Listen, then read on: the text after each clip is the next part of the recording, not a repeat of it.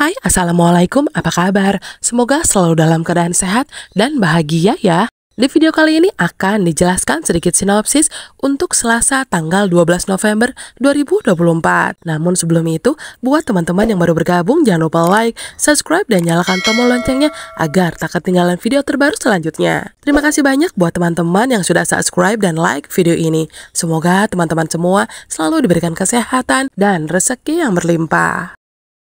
Pak Rahmat membuka pintu kamar dengan langkah yang hati-hati. Dadanya berdebar dan wajahnya masih menyiratkan penyesalan mendalam atas sikapnya yang kasar pada Nando dan juga Bu Heni. Selama ini tanpa ia sadari, pikirannya telah dikuasai oleh obat yang diberikan Bu Siska. Namun kini efek itu mulai pudar, membuka kembali kesadaran dan kasih sayangnya yang tulus terhadap keluarga kecilnya. Ia ingin segera menemui Nando dan Bu Heni untuk menjelaskan semuanya, bahwa kekasaran dan kebenciannya bukanlah keinginannya sendiri, melainkan pengaruh dari obat itu. Baru saja Pak Rahmat melangkah keluar kamar, tiba-tiba Dita muncul dengan botol obat dan air minum di tangannya. Dita melangkah mendekat, siap berikan pil yang selalu ia berikan agar Pak Rahmat tetap tunduk pada Bu Siska. Namun melihat sosok Dita di depannya, Pak Rahmat terkejut. Dan karena panik, ia meraih sepatunya lalu melemparkan ke arah Dita. Dita tersentak kaget, namun tidak sempat merespon. Pak Rahmat segera melesat pergi, melintasi pintu, dan bergegas keluar rumah sebelum Dita sempat menghentikannya. Dita yang masih terperangah segera sadar bahwa Pak Rahmat tidak lagi terpengaruh obat. Ia melihat botol obat di tangannya dengan tangan yang bergetar. Kemudian berlari menuju kamar Bu Siska. Di sana ia segera melaporkan bahwa Pak Rahmat telah kabur. Wajah Bu Siska berubah tegang. Kini ia sadar bahwa rencananya bisa berantakan. Pak Rahmat yang telah terbebas dari pengaruh obat akan menjadi ancaman besar bagi Bu Siska. Dan ia tahu waktunya tak banyak sebelum kebenaran yang selama ini ia tutupi akhirnya terungkap. Sementara itu, di rumah Darmawan yang tenang dan hangat, Saleha dan Nando akhirnya sampai di sana. Darmawan tampak tak ingin melepaskan momen kebersamaan dengan mereka, terutama putri tercintanya. Setelah itu, Darmawan dengan lembut meminta Saleha dan menantunya untuk menginap.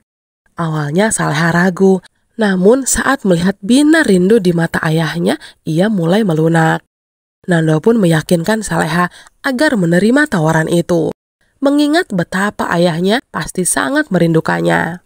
Dengan perasaan hangat, akhirnya mereka setuju untuk bermalam di sana. Di saat malam semakin larut, mereka pun bersiap untuk beristirahat di kamar yang disiapkan Darmawan. Hati Saleha dipenuhi kebahagiaan, terasa seperti kembali ke masa kecil, namun kini ditemani oleh sosok Nando di sisinya. Nando yang melihat senyum bahagia di wajah Saleha mendekat perlahan. Dengan penuh kasih sayang, ia mengecup lembut keningnya, mengucapkan selamat tidur dengan suara lembut. Sentuhan penuh cinta dari suaminya itu membuat Saleha tersipu, dan ia pun membalasnya dengan senyum yang tulus.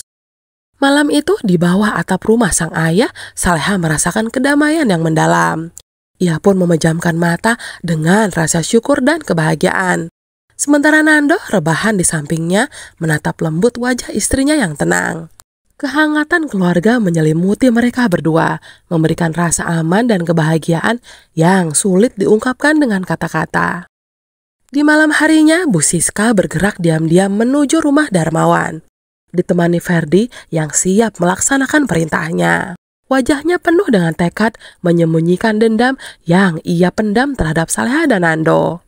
Setelah tiba di belakang rumah yang sepi, ia mengarahkan Ferdi untuk menyiramkan cairan di sudut rumah Darmawan. Suara siraman cairan itu hampir tak terdengar di keheningan malam. Namun Bu Siska tak henti mengawasi, memastikan setiap langkah berjalan sesuai rencana. Begitu Ferdi selesai, ia menyalakan api yang langsung menjilat cairan tersebut, memulai kobaran yang lambat namun pasti merambat ke seluruh bagian rumah. Dalam sekejap api mulai berkobar di sudut rumah, menyebar dengan cepat, menimbulkan aroma yang semakin menyengat. Bu Siska dan Ferdi tak menunggu lama. Dengan langkah cepat, mereka meninggalkan tempat itu, membiarkan api menyala di belakang mereka. Malam yang tadinya tenang kini diwarnai dengan nyala merah yang mengancam, siap melahap bangunan. Dengan senyum penuh kepuasan, Bu Siska menemani Dita di tempat persembunyiannya. Ia mengumumkan dengan nada dingin bahwa Darmawan akan segera kehilangan segalanya. Dengan rencana ini, ia merasa langkah pertamanya untuk menghancurkan kehidupan Nando dan Saleha akan berjalan mulus.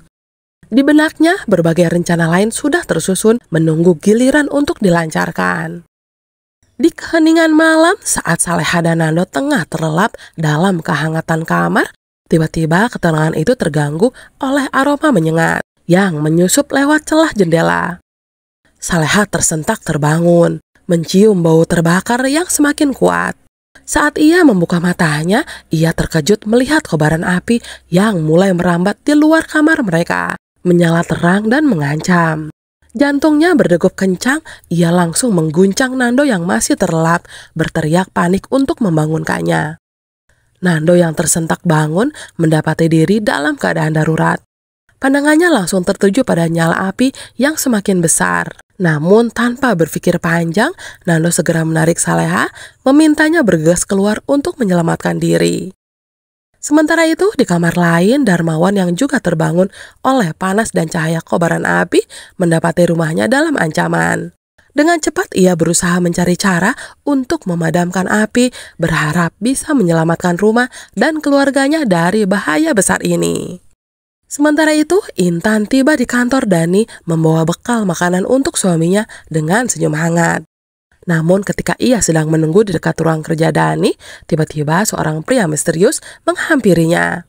Tanpa peringatan, pria itu menyiramkan cairan ke wajah Intan. Seketika rasa sakit yang menyengat menyerang wajahnya membuat Intan berteriak kesakitan. Ia menjerit memanggil bantuan. Sementara itu di dalam ruangannya, Dani dan Bu Sukma sedang terlibat dalam pembicaraan serius. Namun teriakan itu membuat mereka terdiam dan saling berpandangan, menyadari sesuatu yang buruk telah terjadi. Hingga kemudian Dani pun langsung tersentak kaget dan berlari keluar menuju sumber suara. Hatinya penuh kekhawatiran, membayangkan keadaan istrinya yang mungkin terluka parah. Di sisi lain, Bu Sukma yang terpaku beberapa detik akhirnya tersadar dan langsung menyuruh Dani untuk mengejar pria misterius yang telah melukai Intan.